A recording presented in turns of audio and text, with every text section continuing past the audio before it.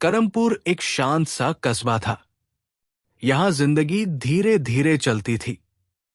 लोग अपने अपने काम में लगे रहते थे। लेकिन पिछले 3 महीनों से इस कस्बे की रातें डरावनी हो गई थी। पहली लाश नदी किनारे मिली थी, एक औरत की। उम्र करीब 30 साल। चेहरे पर डर का साया जैसे जम गया हो। और उसके पास रखी थी मिट्टी की एक गुड़िया, जिसके हाथ में एक छोटा सा शीशा था। पुलिस को पहले लगा ये कोई अंधविश्वास की हरकत होगी। लेकिन जब दूसरी लाश रेलवे ट्रैक के पास मिली, वही तरीका, वही मिट्टी की गुड़िया, तो बात गंभीर लगने लगी। तीसरी बार एक बच्चा लापता हुआ। 2 दिन बाद उसका शव खेतों के बीच मिला। वही गुड़िया, वही शीशा और एक अजीब सी गंध, जैसे जली हुई राख की। करमपुर पुलिस की नींद उड़ गई थी। लोग अब रात को घरों से बाहर नहीं निकलते थे। हर कोई अपने बच्चों को सीने से लगाकर सोता। डर जैसे पूरे कस्बे में घुल गया था। तभी शहर से बुलाया गया एक खास आदमी, हरीश काले। उम्र 58 साल। चेहरे पर झुर्रियां, लेकिन आंखें आज भी तेज। पुलिस में था कई साल तक। अब प्राइवेट केस लेता था। उसका अंदाज अलग था। चुपचाप देखता, सुनता और फिर अचानक कुछ पूछता जिससे सामने वाला चौंक जाए।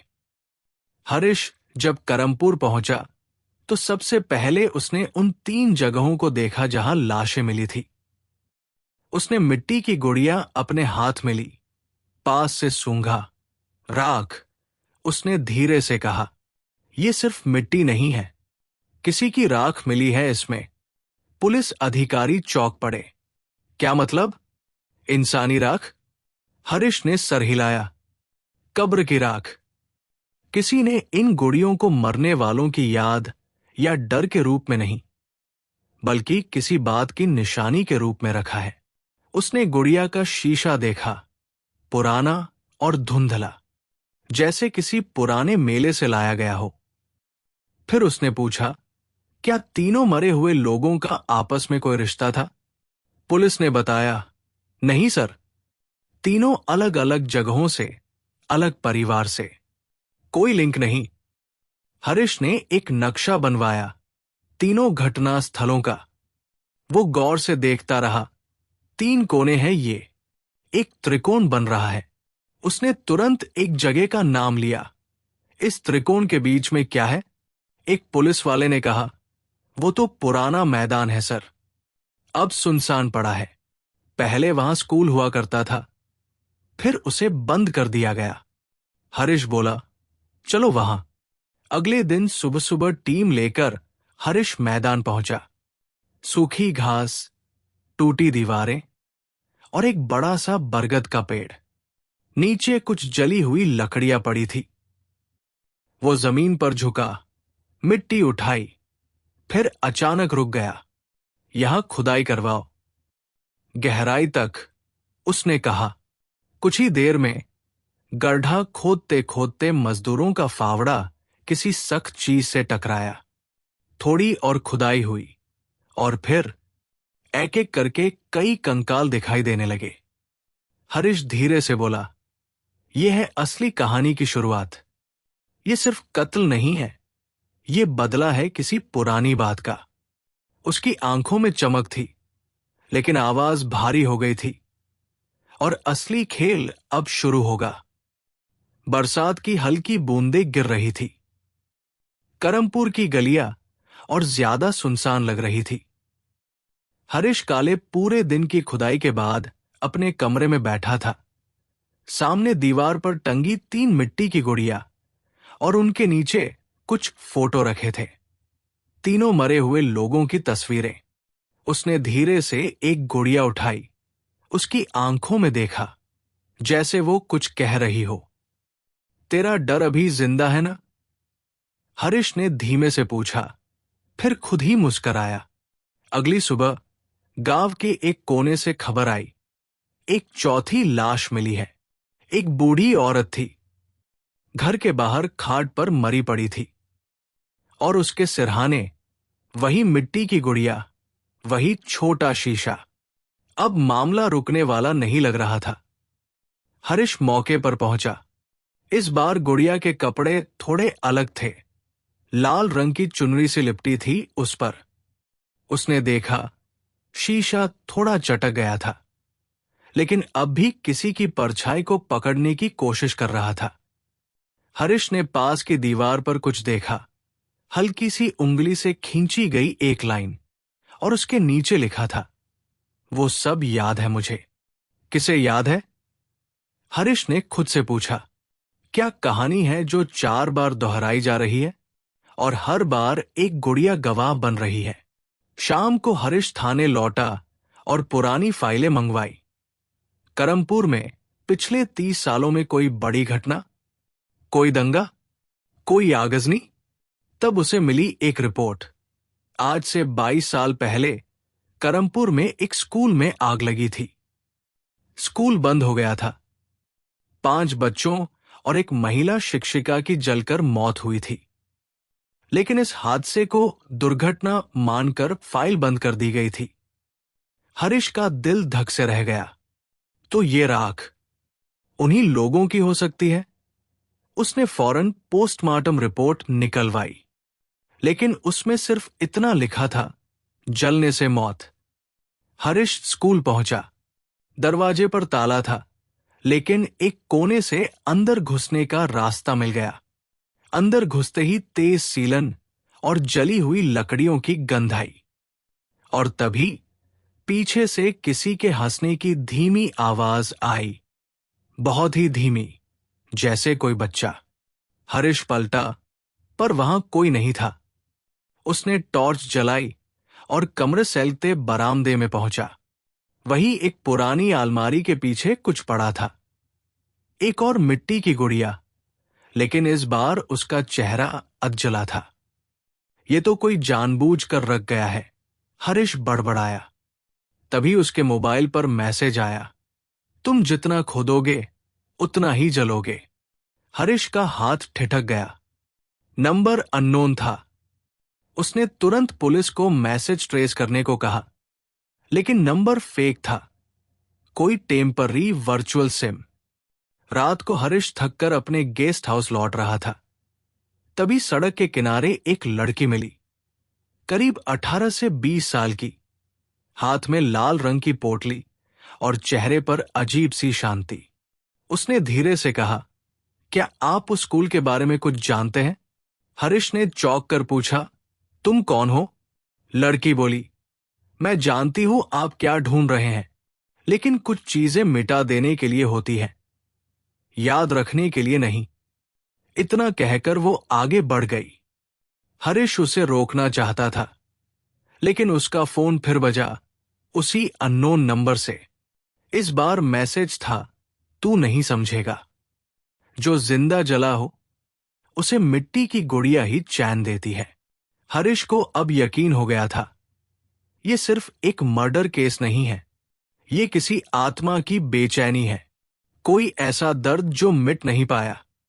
और जो भी इस भूतपूर्व हादसे से जुड़ा था, अब एक एक कर खत्म हो रहा है। और अब उसे वो बच्ची ढूंढनी थी, जो अंधेरे में उसे सच बताकर चली गई थी। पर क्या वो बच्ची असली थी या कोई परछाई? कहानी अब बहुत गहरी होती जा रही थी, और हरीश अब अंदर तक उलझ चुका था। हरीश काले उस रात सो नहीं पाया, जिस लड़की से उसकी मुलाकात हुई थी। उसकी आवाज अब भी उसके कानों में गूंज रही थी। कुछ चीजें मिटा देने के लिए होती है, याद रखने के लिए नहीं। ये बात सीधी नहीं थी, लेकिन उसमें कुछ था, कोई दर्द, कोई इशारा, और शायद एक सच्चाई। सुबह होते ही हरीश दोबारा उसी पुराने स्कूल पहुंचा। इस बार उसने अकेले अंदर जाने का फैसला किया। बरसों से बंद पड़ा ये स्कूल अब डरावनी जगह बन चुका था। दीवारों पर काई जमी थी, छत से टपकता पानी और जगह जगह टूटी मेजें, कुर्सियां पड़ी थी। वो उस कमरे में पहुंचा जहां आग लगी थी। फर्श अब भी थोड़ा झुलसा हुआ था। एक कोने में जली हुई किताबें थी। उनमें से एक किताब को उठाते ही हरीश की नजर एक नाम पर पड़ी, माया। उसने तुरंत आसपास की दीवारों पर ध्यान दिया। किसी कोने में हल्के से खुरचाव थे, जैसे किसी ने कुछ उकेरने की कोशिश की हो। और एक जगह पर उंगलियों से खींचा गया एक शब्द था, झूठ। हरीश अब पूरी तरह यकीन कर चुका था कि स्कूल की आग सिर्फ एक हादसा नहीं थी, कुछ छुपाया गया था। कोई ऐसा सच जिसे दबाने के लिए उस हादसे को अंजाम दिया गया था। और अब वही सच मिट्टी की गुड़ियों के जरिए बाहर आ रहा था। थोड़ी ही देर में एक पुलिसकर्मी दौड़ता हुआ आया। उसने बताया कि पास के गांव में एक और लाश मिली है, इस बार एक आदमी की। और हमेशा की तरह उसके पास भी वही मिट्टी की गुड़िया और वही टूटा हुआ शीशा रखा था। हरीश घटना स्थल पर पहुंचा। इस बार एक और अजीब बात थी। शव के पास एक छोटी सी चिट्ठी रखी थी। उस पर सिर्फ एक वाक्य लिखा था, 5 में से 4 जा चुके हैं, आखिरी अब भी सांस ले रहा है। हरीश सन्न रह गया। उसने चुपचाप गुड़िया उठाई, उसके सिर पर हाथ फेरा। गुड़िया ठंडी थी, लेकिन उसके कपड़ों पर राख की परत थी। उसी राख की गंध जो अब हर कत्ल की पहचान बन चुकी थी। उसने वापस थाने आकर स्कूल हादसे में मरे लोगों की लिस्ट निकलवाई। 5 बच्चे और एक टीचर, लेकिन टीचर का नाम हटाया गया था, केवल महिला कर्मचारी लिखा था। बाकी बच्चों के नाम थे माया, विक्की, सूरज, नेहा और एक नाम अंशु। हरीश बोला, इनमें से कौन कौन मर चुका है और कौन जिंदा है? जांच शुरू हुई। माया, कोई रिकॉर्ड नहीं मिला। विक्की, हाल ही में लाश मिली थी। सूरज, तीसरी लाश उसी की थी। नेहा, पहली पीड़िता। और अब चौथा अंशु भी मारा गया। अब सिर्फ एक नाम बचा था, वो महिला शिक्षक। हरीश फिर से पुरानी फाइलों में घुस गया। कई घंटे की खोजबीन के बाद एक धुंधली फोटो मिली, उस महिला की। नाम नहीं लिखा था, लेकिन चेहरे पर मासूमियत थी।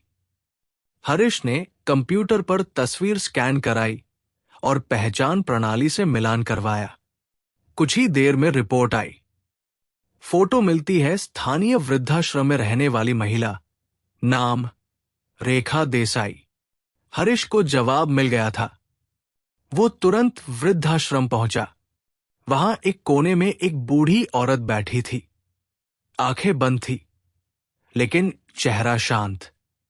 रेखा जी? हरीश ने धीरे से पूछा। महिला ने आंखें खोली, कुछ देर तक उसे देखा, फिर धीमे से बोली, तुम्हें भी नींद नहीं आती क्या? हरीश थोड़ा चौंका। आपको कैसे पता? रेखा बोली, जिसने जुल्म होते देखे हो, वो चैन से कैसे सो सकता है? हरीश ने पूछा, उस रात क्या हुआ था स्कूल में? रेखा की आंखों में आंसू आ गए। वो आग मैंने लगाई नहीं थी। मैं तो बच्चों को बचाना चाहती थी, लेकिन मुझे चुप करा दिया गया। कहा गया कि तुमने लापरवाही की। उस हादसे में मैं नहीं जली, लेकिन अंदर से मैं रोज जलती रही। तो सच क्या है? हरीश ने पूछा। रेखा ने कांपते हाथों से अपनी जेब से एक फोटो निकाली, उन 5 बच्चों की। ये सब मेरे अपने थे, कोई अनाथ, कोई फेंका हुआ। मैंने ही इन्हें पाला था। और एक दिन किसी नेता का बेटा इन बच्चों को परेशान कर रहा था। माया ने विरोध किया। बात फैल गई। स्कूल वालों ने सब कुछ छुपाने की कोशिश की। और फिर एक रात स्कूल में आग लग गई। कहा गया कि हादसा था, लेकिन नहीं, वो एक सजा थी। हरीश को अब सब साफ होने लगा था। ये सारे कत्ल एक आत्मा के नहीं, बल्कि एक इंसान के गुस्से की आवाज थे। इंसान जो जिंदा था, लेकिन अंदर से पूरी तरह जल चुका था। और तभी उसी वक्त वृद्धाश्रम के बाहर से एक तेज चीख सुनाई दी। हरीश दौड़ता हुआ बाहर गया। एक और लाश मिली थी, लेकिन इस बार कोई गुड़िया नहीं थी। सिर्फ एक टूटा हुआ शीशा पड़ा था और उस पर खून से लिखा था, अब आखिरी शुरुआत है। हरीश की सांसें रुकने लगी। अब जो आने वाला था वो खेल नहीं, एक युद्ध था। करमपुर की हवा अब और भी भारी हो गई थी, जैसे हर पेड़, हर गली, हर ईंट कोई राज छुपाए बैठी हो। हरीश काले अब जान चुका था कि यह मामला किसी आत्मा या भूत का नहीं था, बल्कि एक बहुत गहरी साजिश और दर्द से जुड़ा इंसानी बदला था। लेकिन अब भी कई सवाल अधूरे थे, जैसे कि वो लड़की कौन थी जो रात में उसे मिली थी, वो मैसेज कौन भेज रहा था, और आखिर में अगला निशाना कौन था। वृद्धाश्रम में मिली पिछली लाश की पहचान करने में वक्त लग गया। जब पुलिस ने रिपोर्ट निकाली तो पता चला वो आदमी उसी स्कूल ट्रस्ट का एक मेंबर था जो 22 साल पहले स्कूल चला रहा था। उसका नाम था गिरीश नायर। अब साफ था कि 5 कत्लों के बाद ये बदले की दूसरी परत शुरू हो चुकी थी। अब बारी थी उन लोगों की जिन्होंने उस हादसे को छुपाया था। हरीश को अब तेजी से काम करना था। उसने ट्रस्ट के पुराने रजिस्टर और फंडिंग से जुड़ी फाइलें खंगालनी शुरू की। इन कागजों में एक नाम बार बार आ रहा था, नरेश अरोड़ा, स्कूल का पूर्व चेयरमैन, वही नेता का पिता जिसके बेटे पर बच्चों को परेशान करने का आरोप था। हरीश फौरन नरेश अरोड़ा के फार्म हाउस पहुंचा, लेकिन वहां सन्नाटा पसरा था। अंदर दाखिल होते ही एक नौकर ने बताया कि साहब तो 2 दिन से घर पर नहीं है। लेकिन तभी हरीश की नजर आंगन में रखे एक पुराने झूले पर गई। उस पर मिट्टी के छोटे छोटे टुकड़े गिरे हुए थे। उसने गौर से देखा, वही राख की महक। झूले के पास जमीन पर कुछ शब्द उकेरे हुए थे, जो बोया गया था अब उग आया है। हरीश समझ गया कि कातिल अब बहुत पास आ चुका है। उसने तुरंत नरेश अरोड़ा के पते खंगालने शुरू किए, मुंबई, दिल्ली, जयपुर। लेकिन कोई रिकॉर्ड नहीं मिल रहा था। सब फर्जी निकले।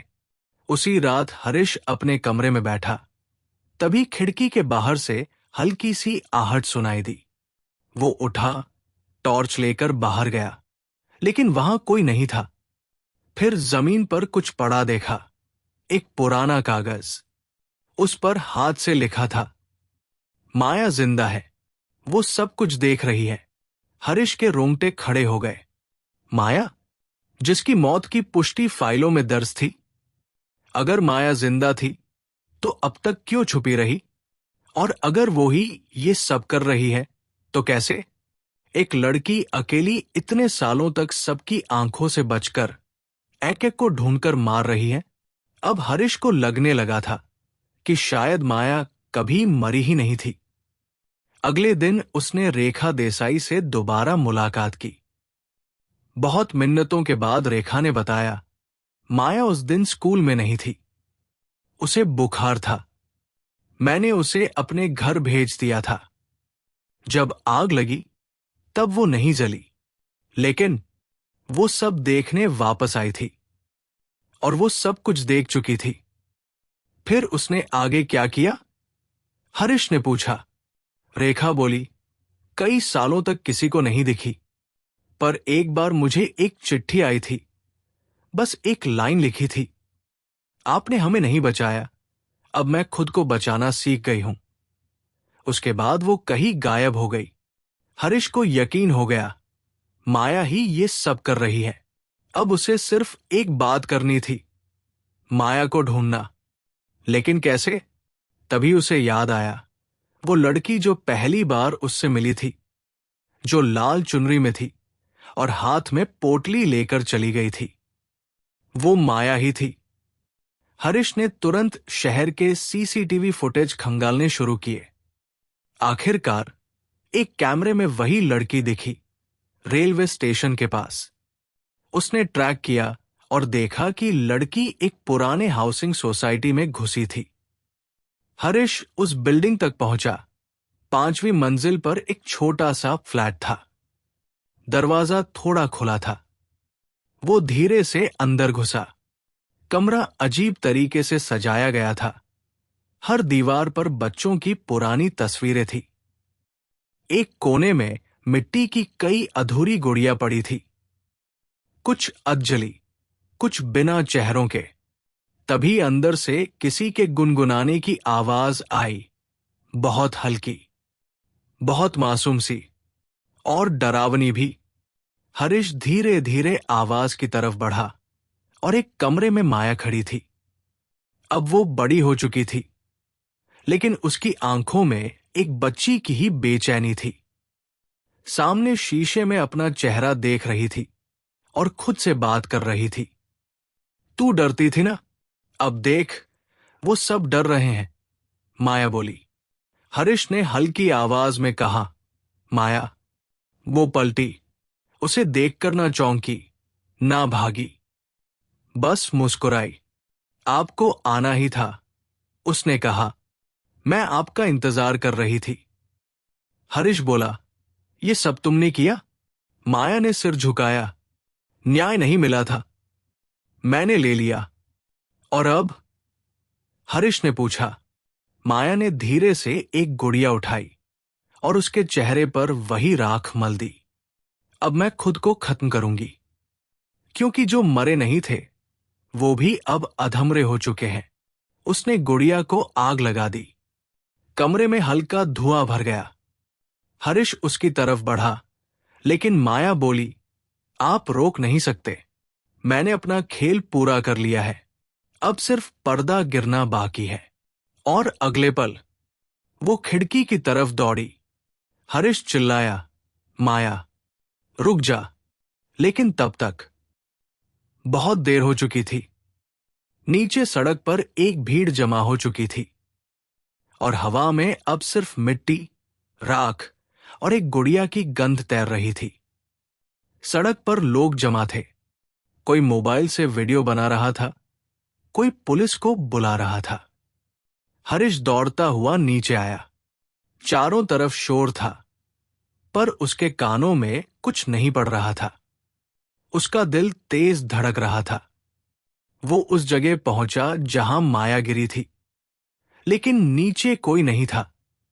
जमीन पर बस मिट्टी की कुछ लकीरें थी, राख बिखरी थी और बीच में पड़ी थी एक टूटी हुई गुड़िया। हरीश ने गुड़िया उठाई। उसका चेहरा आधा जला हुआ था और बाकी हिस्सा गीला था, जैसे किसी ने गिरने से पहले रोया हो।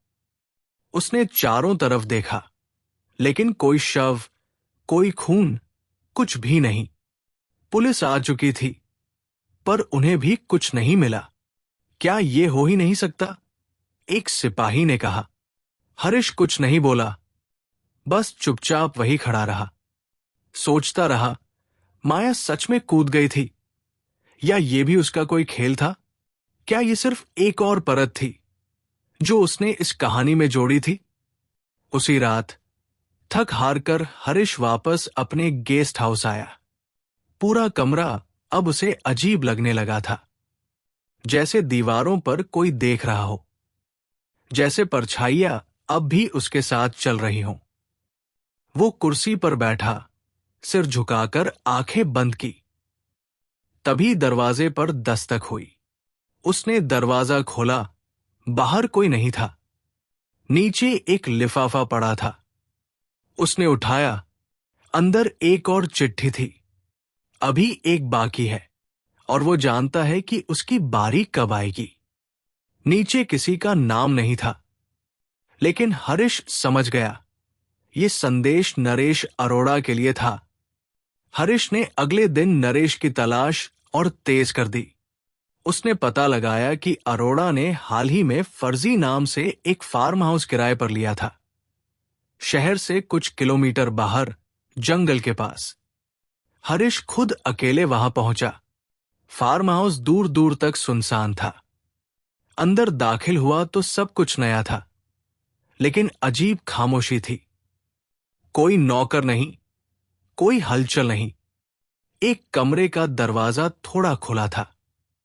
हरीश ने उसे धक्का देकर खोला। अंदर एक आदमी कुर्सी पर बैठा था।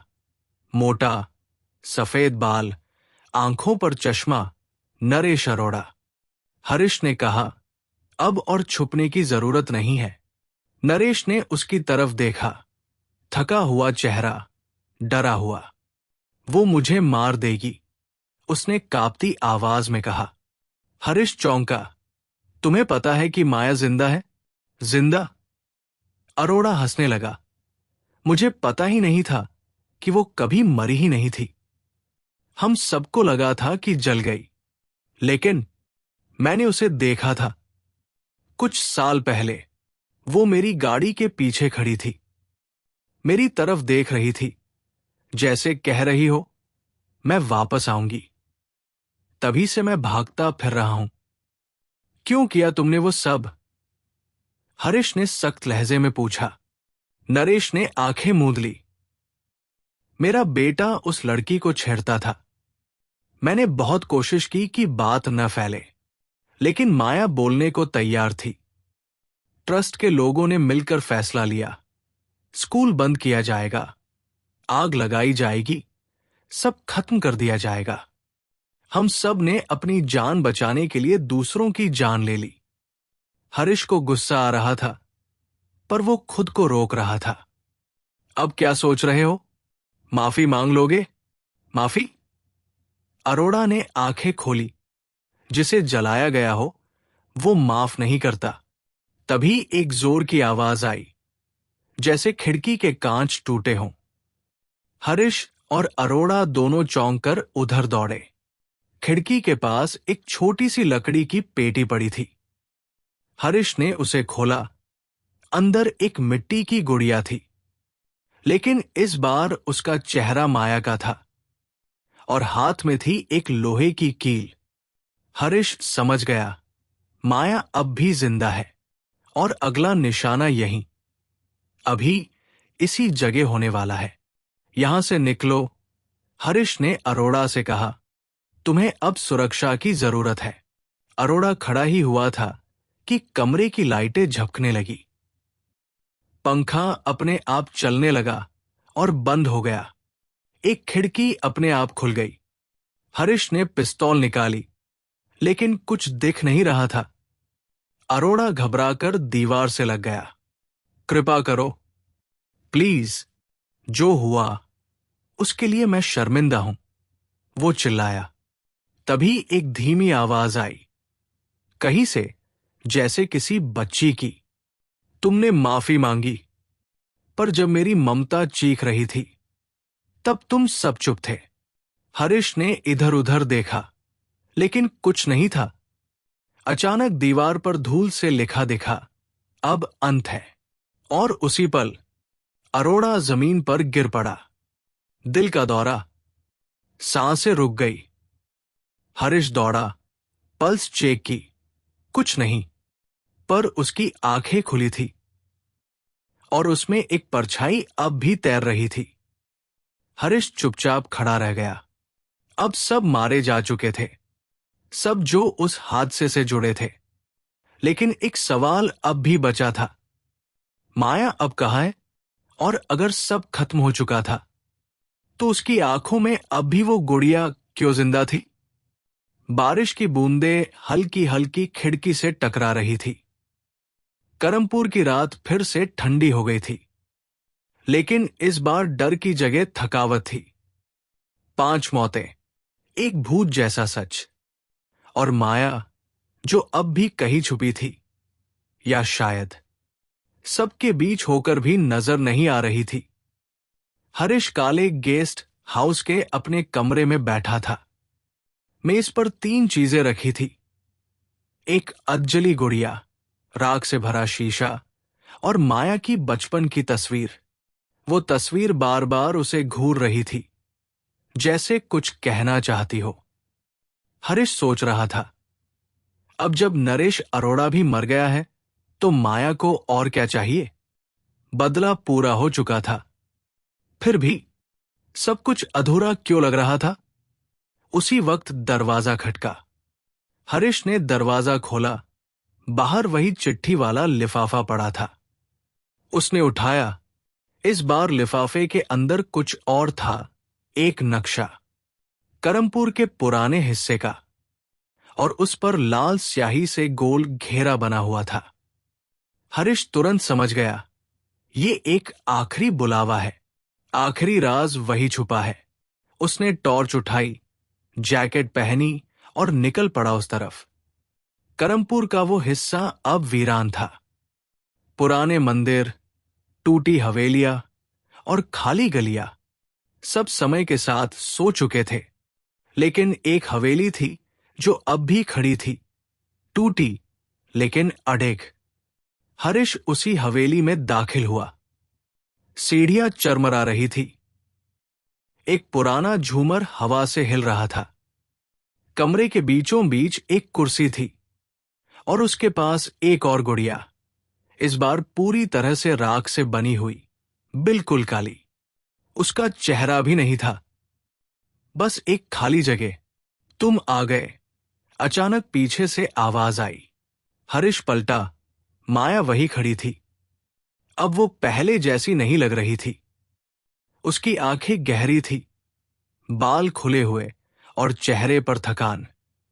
कहानी खत्म हो चुकी है माया, हरीश बोला। नहीं, माया बोली, ये सिर्फ शुरुआत थी। सब मारे जा चुके हैं, हरीश ने कहा। अब तुम क्या चाहती हो। माया धीरे धीरे कुर्सी पर बैठ गई। उसके हाथों में राख चिपकी हुई थी। तुम जानते हो ना, मैं मरी नहीं थी। सबको यही लगा कि मैं जल गई, लेकिन मैं बच गई थी। उस रात जब स्कूल में आग लगी, मैं स्कूल लौटने ही वाली थी, पर मैंने अपनी आंखों से देखा कि कैसे दरवाजे बंद किए गए, कैसे मास्टर लोग बाहर खड़े होकर तमाशा देख रहे थे। मैं भाग गई, लेकिन हर रात वही तस्वीर दोहराती रही। वो बच्चे चीख रहे थे, नेहा, अंशु, सूरज, मेरी छोटी सी दुनिया, और आप लोगों ने उन्हें मिटा दिया। हरीश चुपचाप सुन रहा था। माया आगे बोली, मैं वापस नहीं आई। मैंने अपना नाम बदल लिया। कहीं छुप कर रही, पर वो आवाजें बंद नहीं हुई। मैं चाहती थी कि सब उन आवाजों को सुने, वही डर महसूस करें, वही आग अपने अंदर जलती हुई महसूस करें। हरीश बोला, और अब क्या अब वो आग बुझ गई। माया की आंखों में आंसू आ गए। मैंने सोचा था बदला लेकर चैन मिल जाएगा, लेकिन अब और ज्यादा डर लगता है। अब जब सब खत्म हो गया है, तब भी एक सन्नाटा मेरे अंदर बैठा है, जैसे मैं खुद एक गुड़िया बन गई हूं, मिट्टी की, राग की। हरीश पास आया। तुम चाहो तो नया जीवन शुरू कर सकती हो। माया हंसी। वो हंसी नहीं थी, एक टूटी हुई आवाज थी। मैंने खुद को इतने सालों में इंसान से मिट्टी बना लिया है, अब वापस इंसान कैसे बनूं। वो उठी और उसने आखिरी गुड़िया उठाई, वो काली वाली। ये मेरी है, उसने कहा। इसमें अब सिर्फ मेरी ही राख है। तुमने इसे जलाया। हर बार एक कत्ल के बाद थोड़ा थोड़ा हिस्सा जलाती रही, और अब आखिरी हिस्सा बाकी है। हरीश चिल्लाया, नहीं माया, ये रास्ता सही नहीं है। माया ने मुंह पर एक मास्क जैसा कपड़ा बांध लिया और दीवार की ओर देखा, जहां एक पुरानी लकड़ी की अलमारी खुली थी। उसके अंदर बहुत सारे कागज थे, स्कूल की फाइलें, गवाहों के बयान, पुरानी तस्वीरें, सारे सबूत जो ये साबित कर सकते थे कि हादसा एक हत्या थी। ये सब मैं तुम्हें दे रही हूं, माया ने कहा। अब मेरी जरूरत नहीं रही। हरीश उसकी तरफ बढ़ा, लेकिन तभी माया ने अलमारी के नीचे रखी बोतल से मिट्टी का तेल अपने ऊपर डाल लिया। माया, रुक जाओ, अब मैं वो गुड़िया नहीं रहना चाहती जो हर कत्ल के बाद बिखर जाती है। मैं अब राग से खुद को खत्म करना चाहती हूं। हरीश ने उसे पकड़ने की कोशिश की, लेकिन माया ने माचिस जला दी। लपटें उठीं। हरीश पीछे हट गया। एक तीखी चीख हवा में घुल गई और अगले कुछ पल में सब राख बन गया। पुलिस जब पहुंची तब तक सिर्फ राख बची थी और एक आखिरी गुड़िया, जली हुई लेकिन मुस्कुराती हुई। हरीश ने वो गुड़िया उठाई। उसकी आंखें अब बंद थी, शायद हमेशा के लिए। कुछ हफ्तों बाद स्कूल की फाइलें दोबारा खोली गई। जांच हुई। कई अफसरों को निलंबित किया गया। कुछ गिरफ्तार भी हुए। करमपुर वालों ने राहत की सांस ली। पर हरीश अब भी कभी कभी रात को उठ जाता है। उसे लगता है कोई उसके कमरे में बैठा है। राख की खुशबू फैली होती है और शीशे में एक परछाई दिखती है। छोटी सी लड़की, माया। कहानी खत्म हो गई, लेकिन गुड़िया अब भी कहीं ना कहीं सांस ले रही है। इस वीडियो को लाइक करें, नीचे कमेंट करके बताएं कि आपको कहानी कैसी लगी, और हां, चैनल को सब्सक्राइब करना बिल्कुल न भूलें ताकि अगली कहानी आपसे छूट न जाए। इस कहानी को लिखा था अमजद ने, और अगर आपको उनकी और कहानियां सुननी है तो चैनल पर जाएं। वहां और भी डर और सस्पेंस से भरपूर कहानियां हैं। यकीन मानिए, आपको वो भी उतनी ही पसंद आएंगी।